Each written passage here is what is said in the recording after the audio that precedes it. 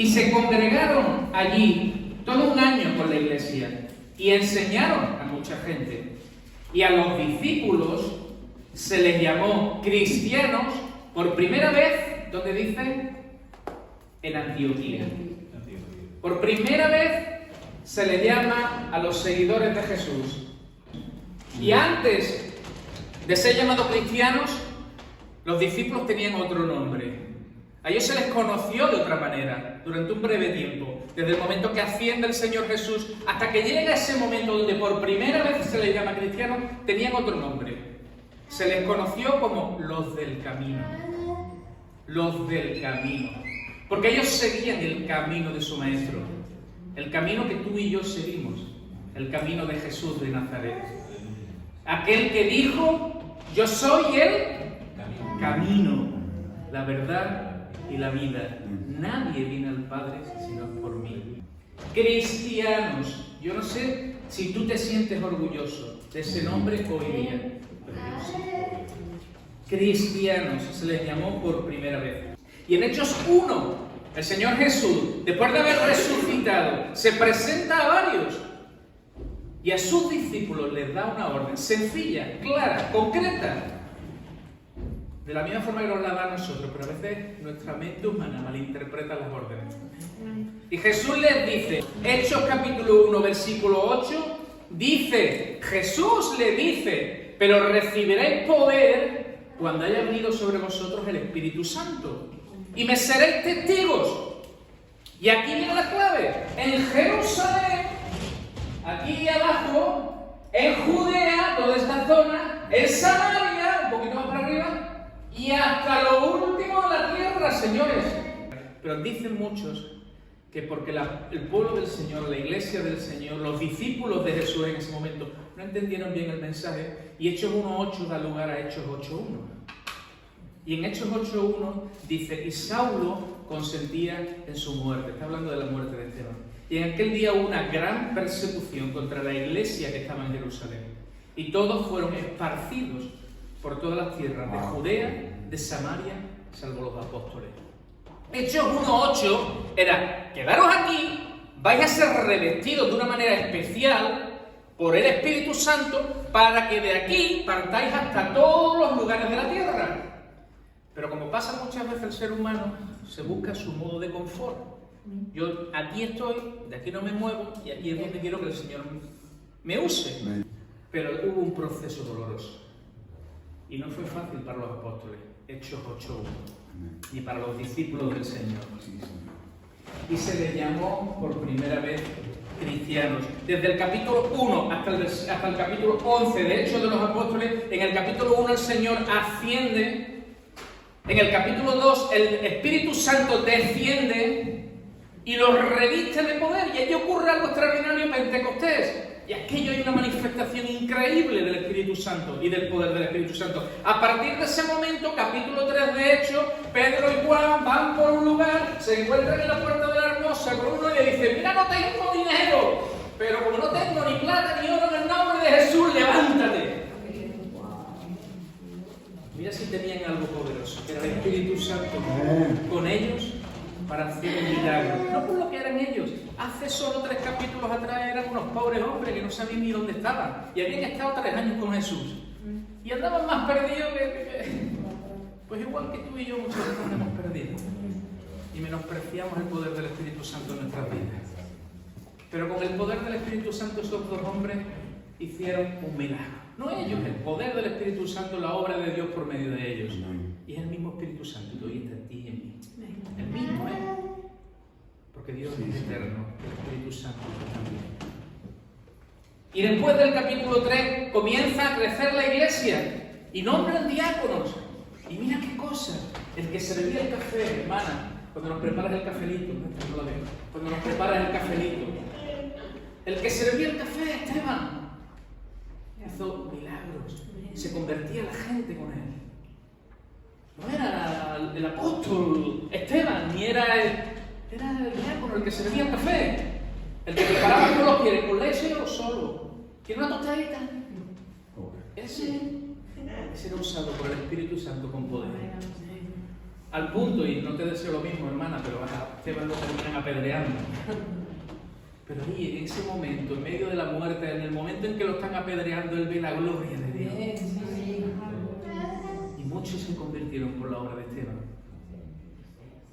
Y Pablo, Saulo de Tarso, estaba allí viendo a Esteban, era jovencito, tenía las ropas de Esteban en su mano y consentía en su muerte. Y Saulo era tremendo y él quería matar y exterminar a todos los cristianos, a los del camino en ese momento, porque él pide carta a los de Damasco para ir a las sinagogas de Damasco a buscar y a perseguir a los del camino. Y Saulo, Pablo se convierte, el Señor Dios se le muestra, se convierte. Y se convierte de un perseguidor a un proclamador de la palabra de Dios. Pedro también tenía que ser transformado, porque Pedro tenía una mente muy judía. Y Pedro se pensaba que solo el Evangelio era para los judíos. Y Dios lo tiene que llevar a la casa de Cornelio. Y allí ver también la manifestación del Espíritu Santo en los gentiles. Pero esto ¿cómo es? Y Dios le tiene que mostrar un lienzo y dice, Pedro, mata y come. Pero es que esto es inmundo. Que yo hago, tú no lo llames inmundo, Pedro. Es Dios manifestándose a los discípulos y diciéndole, el Evangelio es para toda criatura. Y llegamos al capítulo 11. Y comienza el capítulo 11, versículos desde el 19 hasta el 26. Y yo necesitaba este contexto para que entendierais cómo comienza el capítulo 11. Capítulo 11, versículo 19 hasta el 26 dice así. Ahora bien, los que habían sido esparcidos, Hechos 8:1, por causa de la persecución de Saulo, los que habían sido esparcidos a causa de la persecución que hubo con motivo de Esteban, ¿recordáis el diácono al que sirve los cafés? Muere apedreado. Y los discípulos son esparcidos, pasaron hasta Fenicia, Chipre y Antioquía, no hablando a nadie la palabra. Te lo repito, cabezones, ¿eh? No hablando a nadie la palabra, sino solo a los judíos. Versículo 20. Pero había entre ellos unos varones de Chipre y de Cirene, los cuales, cuando entraron en Antioquía, un tito rojo que antes veíamos, hablaron también a los griegos, anunciando el Evangelio del Señor Jesús. Y la mano del Señor estaba con ellos. Y gran número creyó y se convirtió al Señor. Llegó la noticia de estas cosas a uno de la iglesia que estaba en Jerusalén. Y enviaron a Bernabé que fuese hasta Antioquía. Cuando llegó y vio la gracia de Dios, se regocijó y exhortó a todos los que con propósito de corazón permaneciesen fieles al Señor. Porque era varón bueno y lleno del Espíritu Santo y de fe. Y una gran multitud fue agregada al Señor. Después fue Bernabé a Tarso a buscar a Saulo. Y hallándole le trajo a Antioquía. Y se congregaron allí todo un año con la iglesia. Este ya es Pablo convertido. Y enseñaron a mucha gente. Y a los discípulos se les llamó cristianos por primera vez en Antioquía. Y comienza el 11:19. Ahora bien, los que habían sido esparcidos a causa de la persecución que hubo con motivo de Esteban, pasaron a Fenicia, Chipre y Antioquía, no hablando a nadie la palabra, sino solo a los judíos. Aquí hay dos tipos de discípulos. Tenemos a los que piensan desde sus estructuras mentales que el Evangelio son solo para un tipo de personas. Ellos pensaban solo para los judíos. Gente cabezona, gente sin entender que el Evangelio es para toda criatura. Y tenemos a este tipo de personas. Y ellos en ese momento pensaban en los judíos, pero tú y yo podemos pensar que el Evangelio solo es para cierto tipo de personas. Y descartamos humanamente otro tipo. Y decía el pastor, hemos sido llamados a aquellos que tienen con problemas mentales, porque el Evangelio es para todos.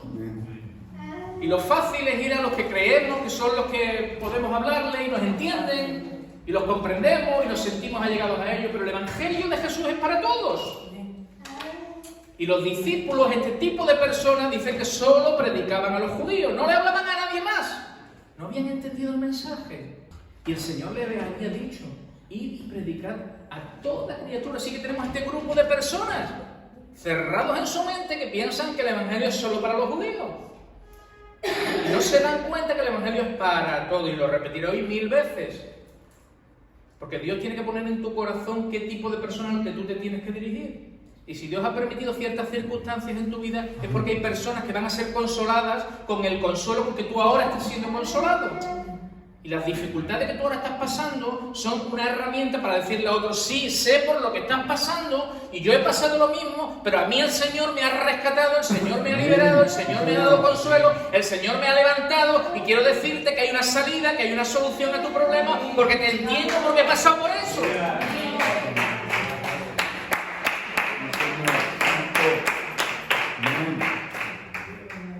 Y tú dirás, ¿quién soy yo? No eres tú, es Dios en ti, es el Espíritu Santo en ti.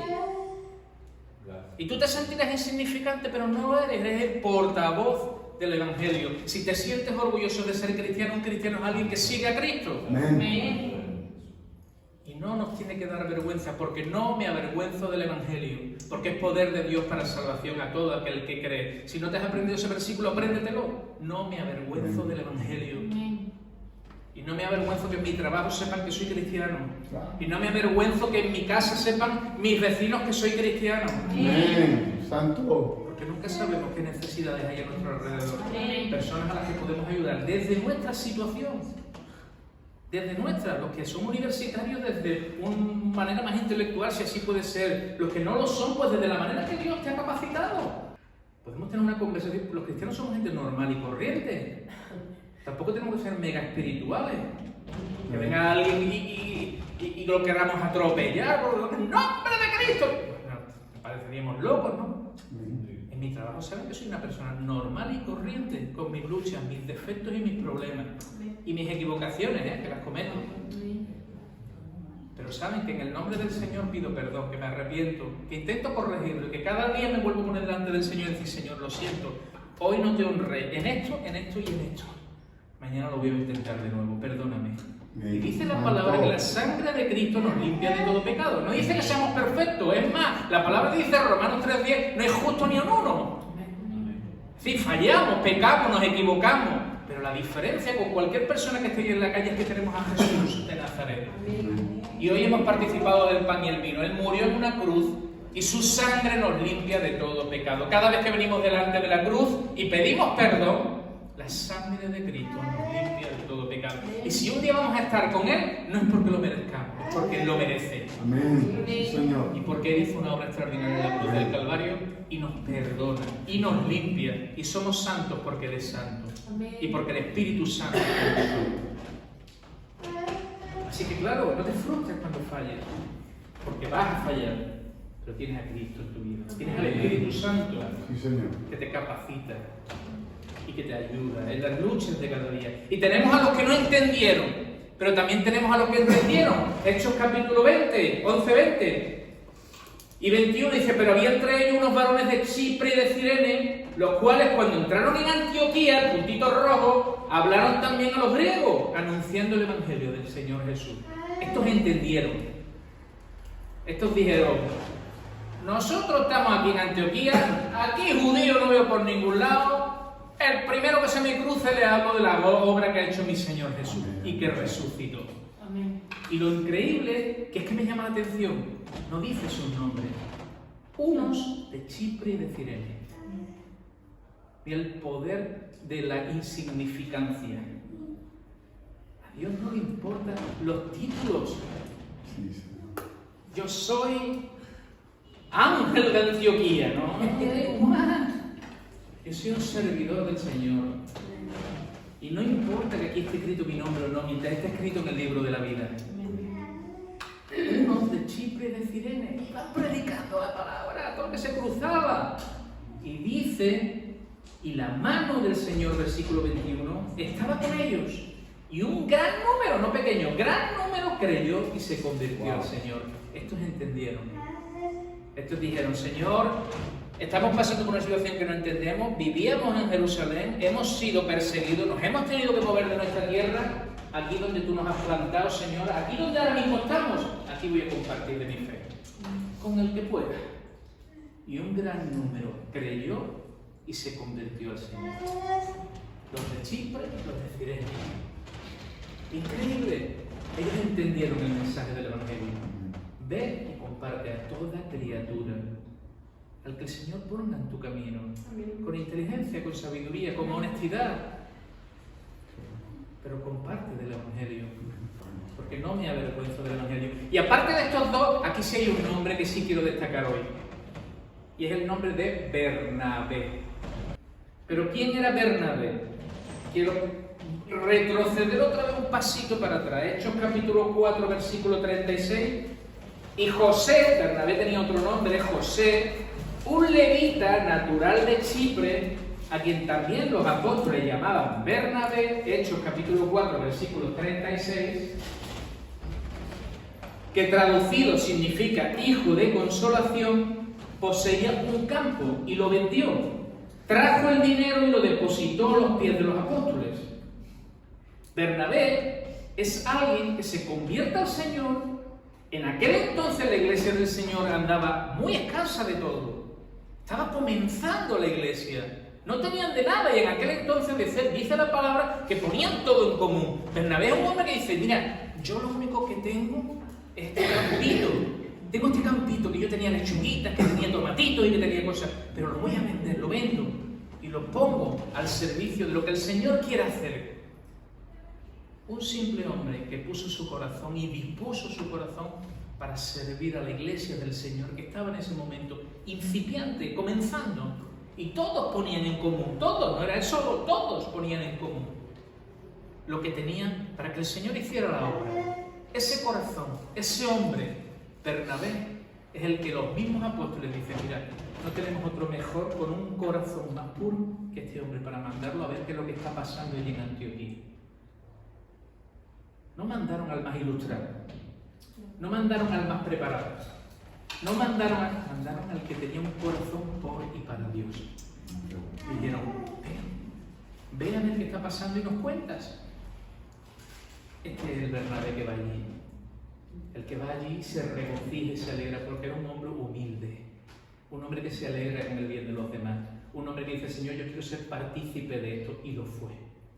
Porque este Bernabé no solo hizo eso, sino que este Bernabé, hay un pasaje en Hechos capítulo 9, versículo 26, que dice, cuando llegó a Jerusalén, trataba de juntarse con los discípulos, pero todos le tenían miedo, no creyendo que fuese discípulo. ¿De quién hablaba? De Pablo. Entonces, capítulo 9, versículo 27, si voy muy rápido, disculpadme, los que estáis buscando todavía el texto, Hechos capítulo 9, versículos 26 y 27, entonces, ¿quién? Bernabé, tomándole, lo trajo a los apóstoles y les contó cómo Saulo había visto en el camino al Señor, el cual le había hablado, y cómo en Damasco había hablado valerosamente en el nombre de Jesús. Te explico. Bernabé no solo tenía un corazón dispuesto para ofrecer todo lo que tuviera, sino que Bernabé es el instrumento que usa Dios para coger a Saulo, que se acaba de convertir y que todo el mundo le tiene miedo, y dice, hermanos, que os voy a presentar a un amigo que tengo. Puedes entrar. Y cuando entra Saulo, tú imagínate, estás cagado de miedo, porque Saulo había matado a cristianos, había estado persiguiendo a la iglesia. Y Bernabé es el intercesor para presentar a Saulo, convertido al Señor, al resto de los hermanos en la fe. Era un intercesor, era un intermediario, era un hombre que traía consolación, era un hombre que traía paz en medio de las dificultades y en medio de las luchas. ¿Eres tú uno que trae paz entre conflictos entre hermanos? ¿O eres el que aviva el conflicto? Porque Bernabé lo que hizo fue reducir el conflicto, hermano, confiar. El Señor lo ha tocado, Dios lo ha transformado. Y es el principio, fíjate lo importante que fue Bernabé. Sin Bernabé, puede ser que Saulo, aun a pesar de haberse convertido al Señor, nunca hubiera tenido contacto con la iglesia del Señor, con la iglesia en Jerusalén, con el resto de los apóstoles. Y sin embargo, por la obra de Bernabé, que lo presente y le dice, confiad, Dios lo ha tocado, Dios lo ha transformado, creedlo, no a mí, al Señor. Y a partir de ahí comienza la primera obra gentil. Y les llamaron por primera vez en Antioquía cristianos. ¿Qué labor más importante? De los de Chipre y Cirene, que ni sabemos su nombre. ¿Qué labor tan importante del de Bernabé? No fueron los apóstoles, no fueron La iglesia gentil, lo que hoy somos nosotros, procede de grandes desconocidos, de herramientas del Señor que eran insignificantes en ese momento, humanamente hablando, pero poderosas, divinamente hablando, porque tenían un corazón por y para Dios. Así que tú no tienes que ser un hombre de letras, una mujer de letras, una gran conocida, haber pasado por seminarios y por... Tú eres una hija de Dios, tú eres cristiana y tienes el poder del Espíritu Santo en ti. Puedes compartir el Evangelio con quien tú quieras, porque tú no sabes lo importante que tú eres para Dios. Amén. Sí, Señor. Eres y mucho. Y tú te ves insignificante, nos vemos insignificantes. Yo sé, hermano, que muchas veces nos miramos y ¿qué puedo decir yo? ¿Y qué puedo hablar yo? ¿Y a quién le voy a hablar yo? ¿Y qué le voy a contar si mira mi vida? ¿Qué van a decir? Y Dios te dice, no mires lo que tú eres, mira lo que yo puedo hacer por medio de ti. Porque nos sentimos así. Señor, si ellos conocen cuántas veces fallé, si ellos saben cómo hablé, y Dios dice, no te equivoques, soy yo por medio de ti. Podía haber usado a Mateo, a Marcos, podía haber usado a grandes apóstoles, podía haber usado a quien me hubiera dado la gana para comenzar la primera iglesia gentil. Pero uso a una de Chipre y Cirene, que no hace falta que os diga los nombres, están ahora en el cielo con el Señor. Y Dios, Jesús, sabe quién son. Y ojalá algún día nos lo encontremos. Y nos digan, yo soy el de Chipre y el de Cirene. Hola, ¿qué tal? Y a Bernabé, un hombre con un corazón abierto para servir al Señor. Y Dios dice, este corazón es el que quiero para mí. Con sus defectos, mira lo que decía de David, un hombre conforme al corazón de Dios. Y mató, asesinó, engañó, se acostó con una mujer que no era la suya. Y tú dices, conforme al corazón de Dios. Pues eres un hombre conforme al corazón de Dios. Eres una mujer conforme al corazón de Dios con tus fallos, tus defectos, tus inseguridades. Todo lo que tú piensas que yo, ¿para qué? ¿Qué puedo yo ofrecer? Mucho. Puedes ofrecer al Cristo de esta cruz. Mucho. Y Dios te puede usar mucho. Te quiere usar mucho. Ahora hay algo que yo quiero finalizar con esto. Muy importante que tenía Bernabé. Muy importante que tenía Bernabé. Porque quiero retraerme otra vez al principio. Santo. Hechos capítulo 11, versículo 24. Dice, porque este varón era un varón bueno, y aquí viene la clave por la cual Dios lo usa, lleno del Espíritu Santo y de fe. Y yo me he traído esto, porque yo quiero que entendamos esto. En nuestra vida, imaginemos que esta es nuestra vida. En nuestra vida pueden entrar muchas cosas. Cosas buenas. Algunas son cosas buenas. Honestidad, humildad. En nuestra vida entran cosas buenas que agradan al Señor. Tú tienes cosas buenas que agradan al Señor. Amor por tu familia. Eres trabajadora, eres trabajador.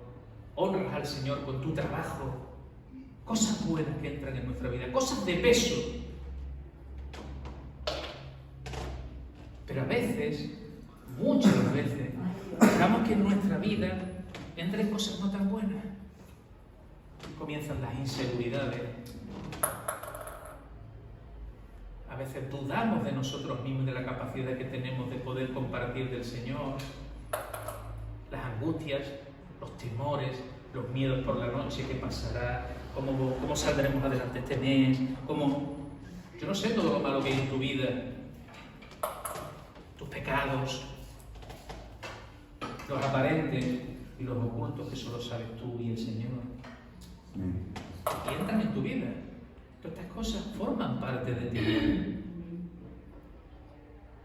Ponle el nombre que quieras a eso, que es lo que te está haciendo arrepentirte delante de Dios cada día y decir, Señor, yo sé que esto no te agrada.